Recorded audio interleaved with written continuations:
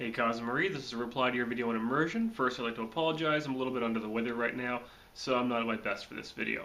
Now, on the subject of Immersion, this is something that I've actually discussed before. I'm putting a link to my discussion of Immersion as well as the concept of the magic circle and frames. Now, I'll be honest, before watching your video, I'd never before heard of the Turco Manifesto. I gave it a read, and I wasn't really that impressed. Reasons were not really given for the conclusions that he came to, no evidence was mentioned, and sources were not cited or even alluded to. The standard theories that exist out there right now, a lot of people fall under the Ron Edwards big model of gaming. There's also the whole Jeep form, the Nordic LARP group thing.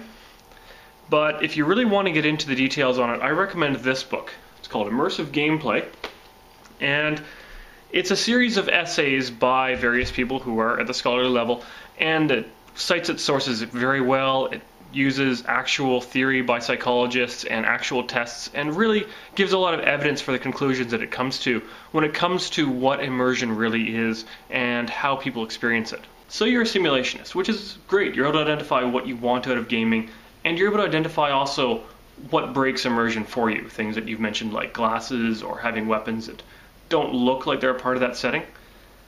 Now that's important, and it's also important to realize that there are people who experience immersion in different ways.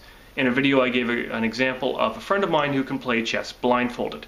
Now that's immersion. He is in a different world during that game to a level that I can't even imagine.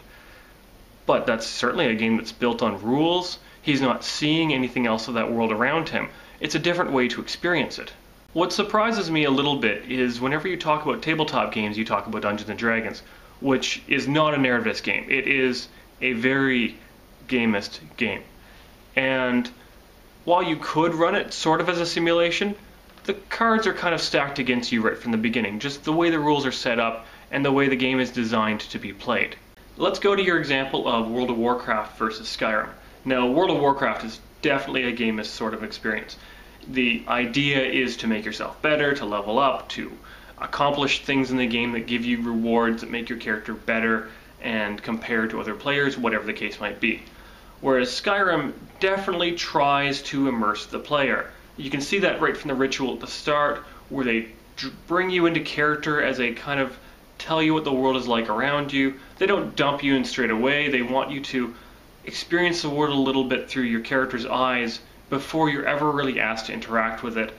And as the game goes, there are a lot of little things that make it better. There are, of course, a few little details that just make it easier for Skyrim. It's a much newer game. They're on the technology that they made the game with. It's on the happy side of the uncanny valley. There's quite a few little details that they could include that just would not be possible in a game like Skyrim, just by the nature of the games being created. So, immersion. It's not just for simulationists. Anyway, keep making great videos.